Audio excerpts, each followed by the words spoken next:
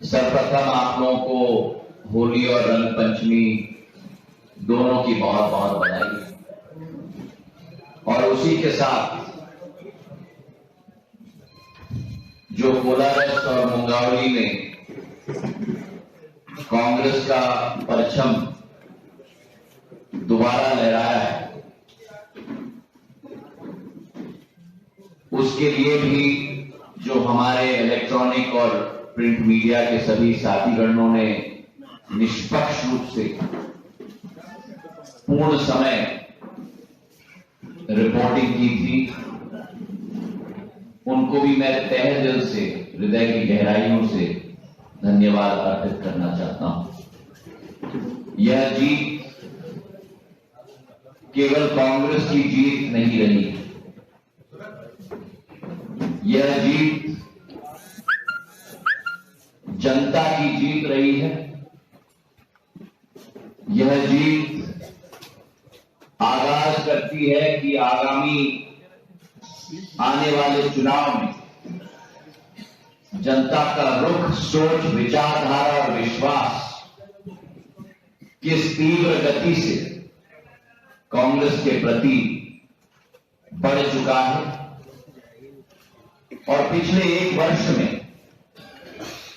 चाहे अटेर का उपचुनाव रहा हो, झाबुआ लोकसभा का चुनाव रहा हो, चित्रकूट का चुनाव रहा हो, नगर पंचायत, नगर निकाय का चुनाव रहा हो और अब कोलारस और मुंगावली का चुनाव रहा हो, जनता ने ये स्पष्ट संकेत नहीं लेकिन आग्रह कर दिया है कि अब भाजपा की विदाई मध्य प्रदेश से तय हो चुकी है। मुझे इस बात की भी बेहद संतुष्टि है कि जितने भी उपचुनाव ग्वालियर चंबल संभाग में रहे पिछले 14-15 वर्षों में, उन सारे के सारे उपचुनाव कांग्रेस पार्टी जीती है। चाहे शिवपुरी क्षेत्र का उपचुनाव रहा हो, चाहे गोहद का उपचुनाव रहा हो और अब ये दोनों उपचुनाव रहे। इसका श्रेय मैं क्षेत्र की जनता को देता हूं, जिनका अपार आशीर्वाद, अटूट विश्वास कांग्रेस के साथ रहा है।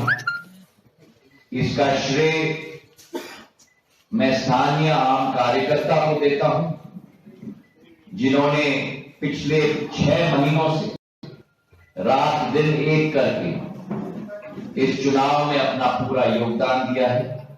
इसका श्रेय मैं कांग्रेस के आम कार्यकर्ता को देता हूं, जिन्होंने घर गृहस्थी परिवार को छोड़ के तन मन से क्षेत्र में लगकर कार्य किया है।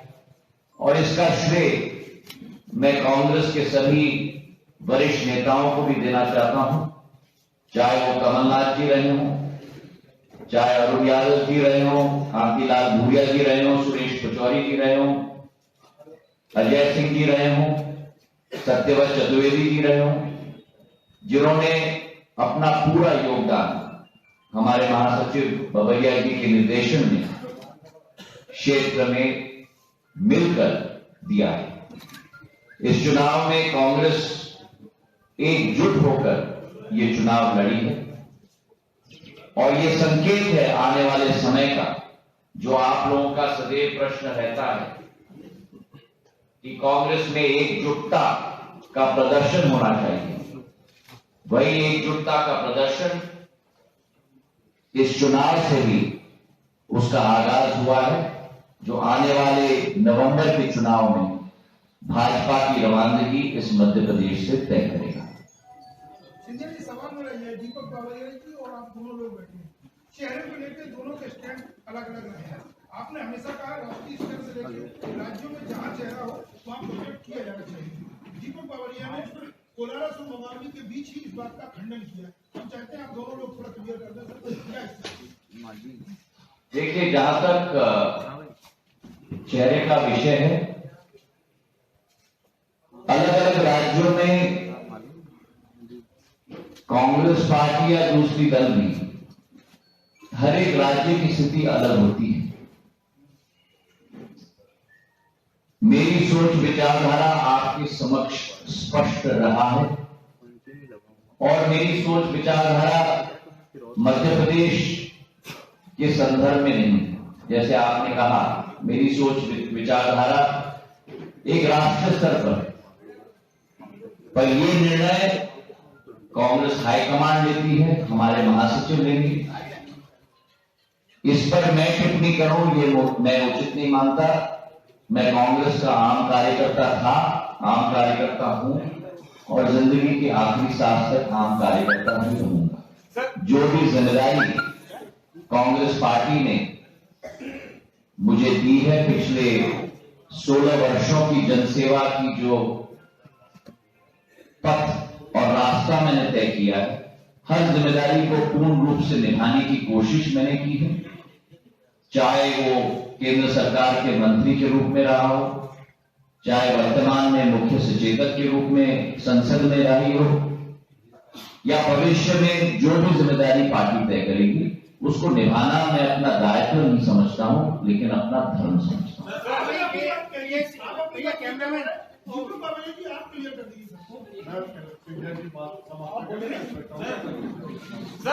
सिंधिया जी, आपने कहा है मुंगावली और आपकी आवाज और चेहरे के पास ही ना हो। एक प्रश्न है, पिछली बार जो मार्जिन था इतना कम मार्जिन रह गया था नहीं, कहीं ना कहीं जो चौकसा होना चाहिए था वो। इसी से जुड़ा कोई सवाल है। पवैया जी ने कहा वहां पर शिवपुरी में कांग्रेस की नाक कट गई लेकिन लटक गई, इस तरह का उन्होंने बयान दिया। देखिए, किसी और की टिप्पणी पर टिप्पणी देना मैं उचित नहीं मानता और जिन धुआंधरों ने ये घोषणा और निर्णय किया था कि कोलारस और मुंगावली में तो भाजपा का झंडा लहराएगा।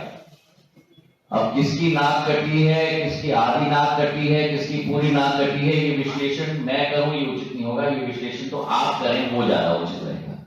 और जहां तक मार्जिन की बात कही गई, मैं समझता हूं कि आप में से जितने भी लोग मेरे साथ उस प्रचार के अभियान में खड़े थे, शायद पहली बार इतिहास में आप लोगों ने भी अनुभव किया होगा कि किस तरीके से केवल मुख्यमंत्री महोदय नहीं, लेकिन मध्य प्रदेश की पूरी सरकार केवल कोलारस और मुंगावली में तैनात की गई थी। और मैंने ये अपने भाषण में भी वहां कहा था कि मुझे तो लग रहा था कि शायद ये कोई मुहिम है कि विधानसभा चुनाव के पहले मध्य प्रदेश की राजधानी को भी भोपाल से शायद कोलारस और मुंगावली लेना चाहते हैं। और अगर ये चुनाव 2 महीने और चल जाता तो शायद वल्लभ भवन भी वहीं आ जाता, क्योंकि पिछले 6 हफ्ते से कोई कैबिनेट की बैठक भी नहीं हुई थी भोपाल में। तो जिस तरीके का शासन प्रशासन मंत्रियों का उपयोग नहीं, तो मैं कहूंगा ये अतिशयोक्ति नहीं होगा अगर मैं कहूं कि दुरुपयोग किया है। जिस तरीके से ऑफिसर्स को वहां तैनात किए गए, और इस विषय में मैं चुनाव आयोग को भी साधुवाद और धन्यवाद अर्पित करना चाहूंगा कि स्पष्ट कदम, कठोर कदम चुनाव आयोग ने लिया।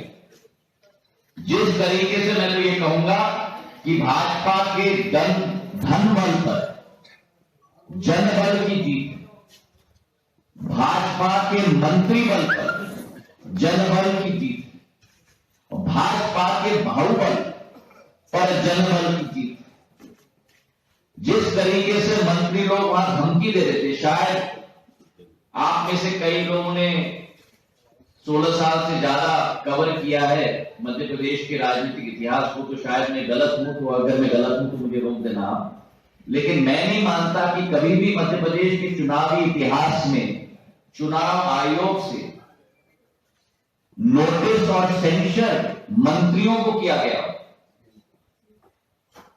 नोटिस और सेंशन मुख्यमंत्री को किया गया। जब मुख्यमंत्री को स्वयं चुनाव आयोग से सेंशन मिले तो फिर और क्या बचा मैं पूछना चाहता।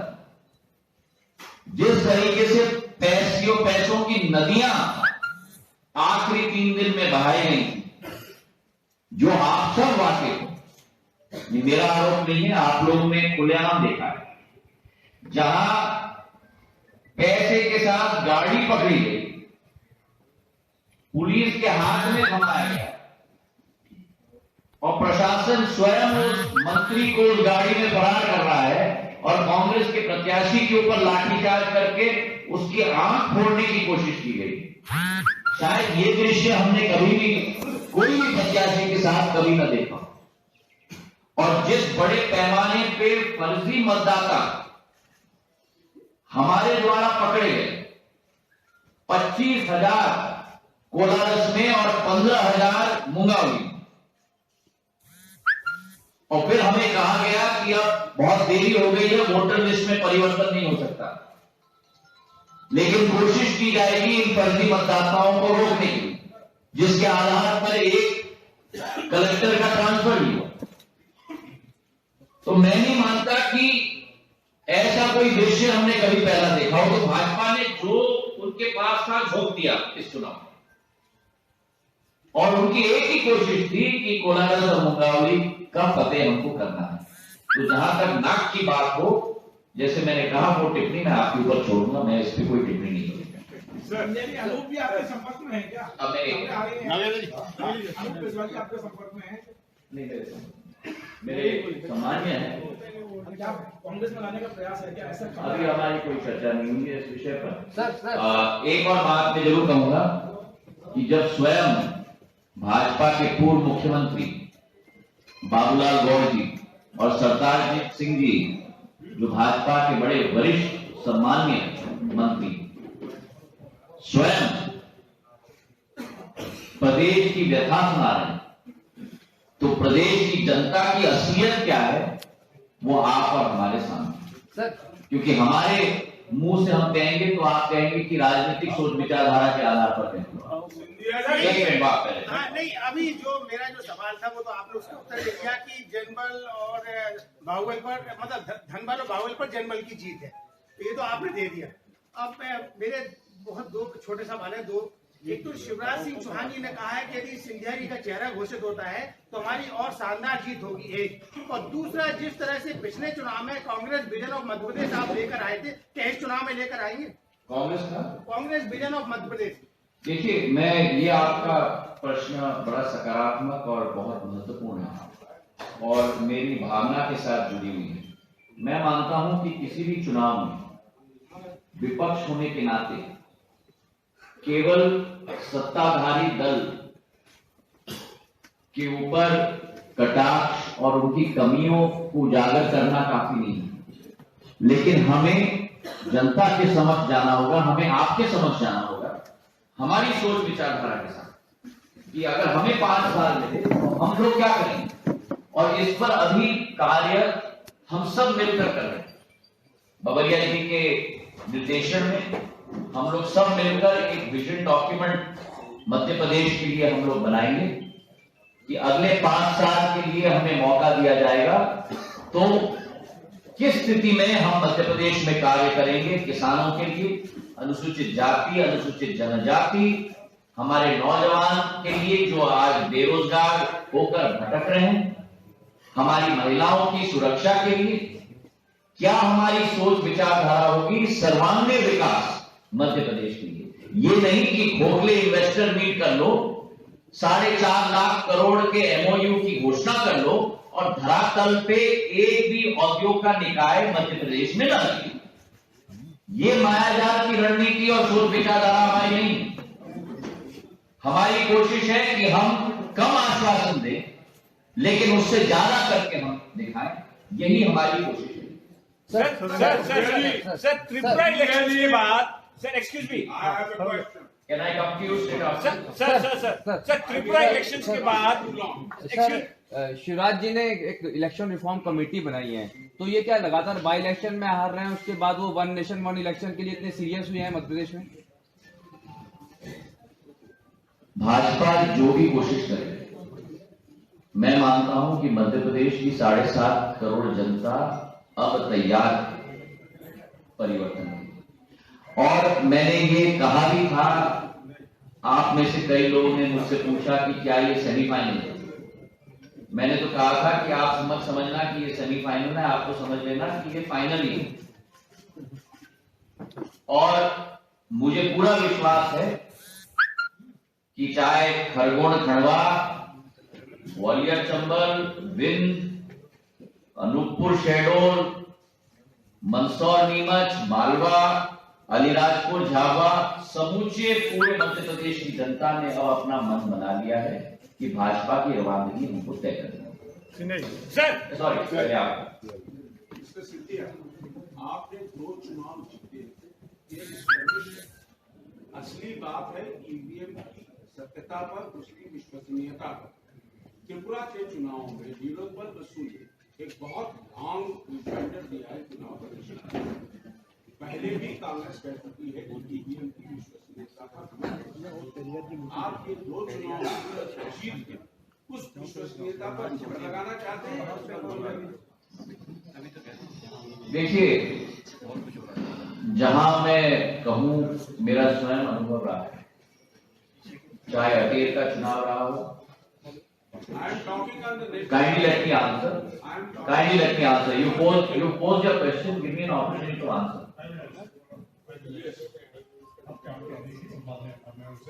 जहां तक अटेर का चुनाव का विषय है और कोलारस और मुंगावली का चुनाव का विषय है, ये आप न भूलें कि अटेर के चुनाव के दौरान ही जो मशीन में गड़बड़ियां थी वो हम लोग ने ही उजागर की, जो बाद में जाकर राष्ट्रीय स्तर पर उजागर हुई। और उस समय चुनाव आयोग ने फौरन तहकीकात की थी, फौरन उन मशीनों को बदला था। जो अटेर का चुनाव का नतीजा भी आया था, उसमें भी मैं मानता हूं चुनाव आयोग की एक बहुत अहम भूमिका रही थी निष्पक्षता बनाए रखने की, और उसके लिए भी चुनाव आयोग को मैं साधुवाद देना चाहता हूं। सिंधिया जी,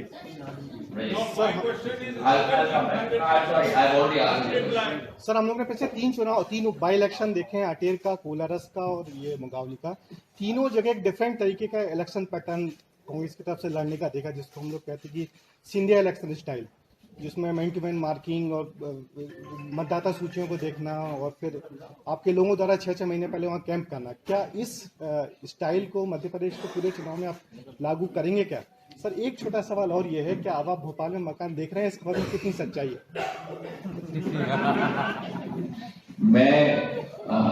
मैं आपके दूसरे प्रश्न का जवाब पहले दूंगा।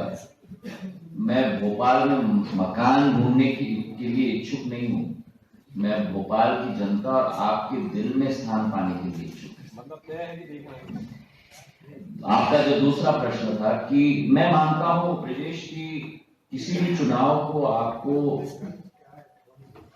लाइटली नहीं लेना चाहिए। चुनाव होता है, और यही आप में से कई लोगों के साथ जो 2 महीने पूर्व हम लोगों ने चर्चा की, हर चुनाव को गंभीरता से लेना, हर चुनाव के लिए मजबूती से तैयारी करना, क्योंकि हमारे सामने जो प्रतिद्वंदी है, लड़ाई में भी सदैव प्रतिद्वंदी का मान सम्मान बनाए रखना चाहिए। मैं मानता हूं कि भारत की राजनीति में कई जगह पे ये गिरावट भी आ चुकी है। प्रतिद्वंदी रहता है, प्रतिद्वंदी दुश्मन नहीं होता। और ये मानसिक सोच विचारधारा भी प्रजातंत्र को स्वच्छ रखने के लिए महत्वपूर्ण है। लेकिन जिस प्रतिद्वंदी का आप सामना कर रहे हो, आपको अपने घर को मजबूत पहले करना है। अगर प्रतिद्वंदी चुनाव की तैयारी नहीं कर रहा है, इसका मतलब नहीं कि आप चुनाव का तैयारी मत न करो।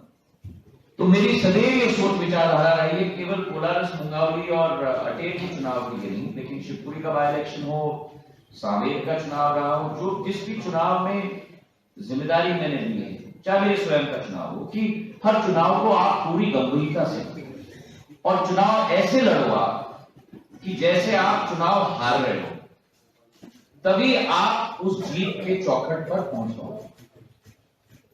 और मैं मानता हूं कि पूरे प्रादेशिक स्तर बबरिया जी के निर्देशन में हम लोग एक साथ मिलकर, हमारी सोच विचारधारा यही है कि कांग्रेस को अगर हमें मजबूत करना है तो वो अरुण यादव या ज्योतिरादित्य सिंधिया के आधार पर मजबूत नहीं होगा। वो तभी मजबूत हो पाएगा जब आप हर पोलिंग पर हर कार्यकर्ता को आप मजबूती से तैनात करोगे और वो एक एक कार्यकर्ता तन और मन के साथ मिलकर कांग्रेस के लिए एकजुट होकर कार्य करेगा। सर ये एक करके सर ये जो स्टैच्यू टूट रहे हैं, लेनिन का स्टैच्यू टूटा, इसके बाद अभी खबर आ रही है पेरियार का टूटा, फिर इसके बाद अभी एक कैसे देखते हैं आप? बीजेपी प्रेसिडेंट सर, उसके बाद आप कह रहे हैं कि वो इस तरह की आइडियोलॉजी को सब्सक्राइब नहीं करते। सर एक देखिए सिंधिया जी, इसमें एक और जोड़ दूं, अभी एक और खबर आई है कि 15 ब्राह्मणों को जनेऊ करने से रोका गया है, तो इस तरह की सारी विध्वंसकारी खबरें एक साथ आ रही हैं। सर पहले स्टैच्यूज का देखिए, ये मैं इस विषय को हम लोग पिछले 4 साल से आपके सामने हम लोग उजागर करने की कोशिश कर रहे हैं कि जो आज एनडीए और बीजेपी की सरकार आने के बाद पूरे देश में एक असहिष्णुता का माहौल तैनात हुआ है, जो हमारे देश की संस्कृति और सभ्यता के विपरीत है। मूर्ति जिसकी भी लगी हो, अगर आप किसी भी मूर्ति को खंडित कर रहे हो तो आप अपने देश की सभ्यता को आप खंडित कर रहे हो। और मुझे तो ये आश्चर्य है कि गुनाह भी वही व्यक्ति करे और गुनाह का विरोध भी वही पार्टी करे।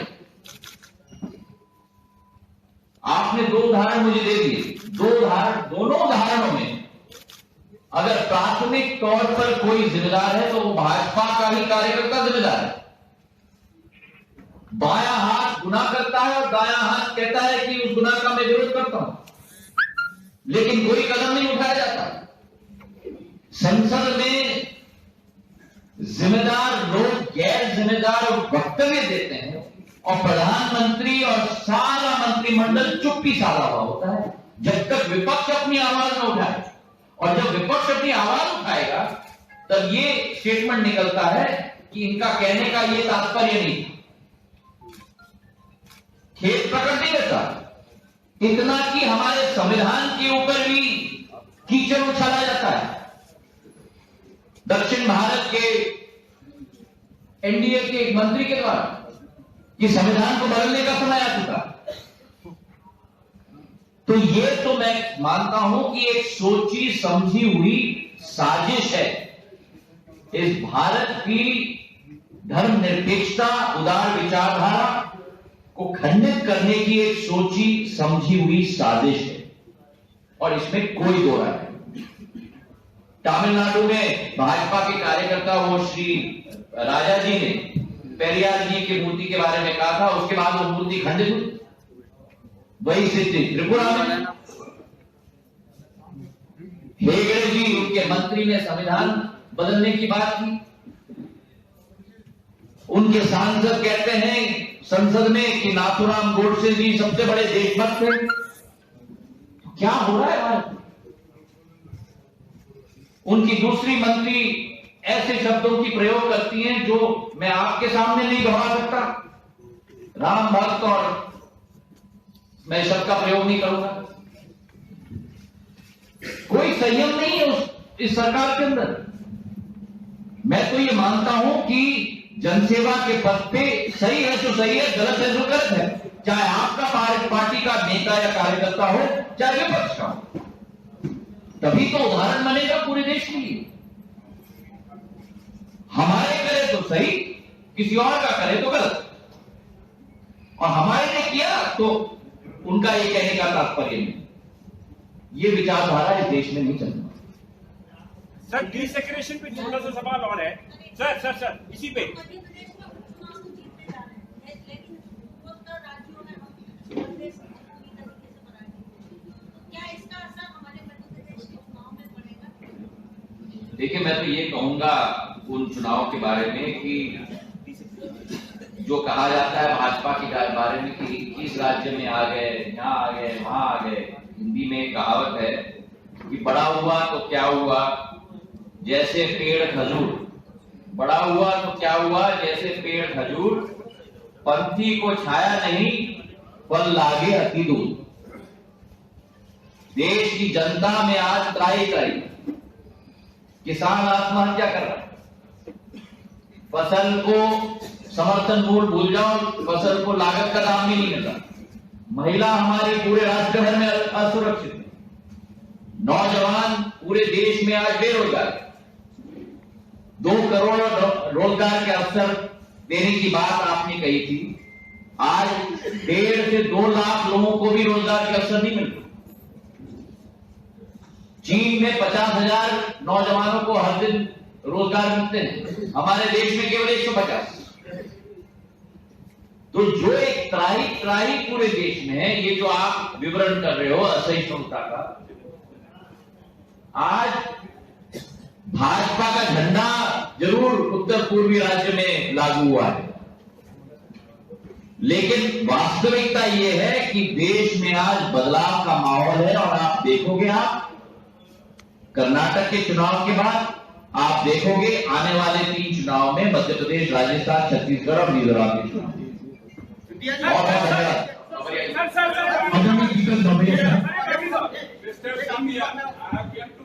मेरा सवाल ये है कि आपकी पार्टी को अगर टिकट चाहिए तो 50,000 रुपए पार्टी को उसमें देना होगी। आपको क्या लगता है आपकी पार्टी की हालत क्या वाकई खराब है? देखिए, एक होती है सोच विचारधारा और समय की जरूरत। आज कांग्रेस पार्टी चुनाव की तैयारी कर रही है। उस मुहिम में अगर प्रत्याशियों के द्वारा राशि देने की बात हो तो मैं नहीं मानता कि इसमें कोई बुराई है, लेकिन ये आप जरूर समझिए कि जब टिकटों का आवंटन होगा निष्पक्षता के साथ, और मैं तो मानता हूं कि एक ही क्राइटेरिया होना चाहिए, और वो क्राइटेरिया है जीतने का आधार, और कोई क्राइटेरिया टिकट के आवंटन में नहीं होना चाहिए। और मैं तो मानता हूं, विश्वास है, ना कोई और क्राइटेरिया होगा, केवल विजिबिलिटी क्राइटेरिया। सर मुकाबली कोलारस में बीएसपी ने आपको समर्थन दिया था, क्या आने वाले जो विधानसभा चुनाव है उसमें बीएसपी के साथ आपका अलायंस संभव है? अभी हम लोगों ने इस पर निर्णय नहीं लिया है, लेकिन मैं मानता हूं कि समय की मांग है, समय की पुकार है कि जिन दलों में एक सोच, एक विचारधारा है, उन सबको साथ में मिलकर कार्य करना चाहिए। मेरी सोच विचारधारा है कि जितने लोगों को हम अपने साथ मिला पाए वो ज्यादा अच्छा होगा आने वाले समय को देखें। आखिरी प्रश्न सर, मिंटो हॉल के पास जो 5 एकड़ जमीन है, सरकार उसे 25 लाख रुपए के टोकन में 5 स्टार होटल को देने की तैयारी कर रही है। टेंडर हो गया, 13 तारीख लास्ट है, उसको कांग्रेस ने अभी तक मुद्दा नहीं बनाया। एक चीज और, कोलारस मुकाबले के चुनाव के परिणाम आने के बाद सीएम ने अपने जनरेशन पर कई घोषणाएं की, उसमें 2 घोषणाएं ऐसी हैं जो 2004 से चल रही है, 14 साल पुरानी घोषणा को सीएम करेंगे, क्या कहेंगे? देखिए, धन्यवाद करने भी कल गए थे सीएम। मेरे मुख्यमंत्री महोदय घोषणाओं में बहुत माहिर है। हर चुनाव में कम से कम 200 से 300 घोषणाएं होती हैं, और मैंने आप में से एक पत्रकार के अखबार में मैंने देखा था 22,000 घोषणाएं हवा में, सीएम की 22,000 घोषणाएं हवा में। यह आपके में से एक ही पत्रकार के अखबार में था। और कितनी घोषणाएं अखबार में है? विभागों में 38 घोषणाएं, नगरीय प्रशासन 1,845, पंचायत ग्रामीण विकास 1519, लोक निर्माण विभाग 1504, राजस्व विभाग 1480, हेल्थ विभाग 1285, गृह विभाग 1250, स्कूल शिक्षा विभाग 1144, उच्च शिक्षा विभाग 853, कृषि विभाग 848, जल संसाधन 790। ये चलते चलते 22,221 घोषणाएं आज भी हवा में। और मैं मानता हूं, मैं अपनी बात छोड़ लूं, बुरा मत मानना, मैं आपकी बात भी छोड़ लूं, मैं मानता हूं कि प्रदेश की जनता अब जानती है। सर विंडो ऑफ को लेकर जिस तरह से मुझे उसके बारे में पूरी सूचना नहीं है, तो थैंक यू।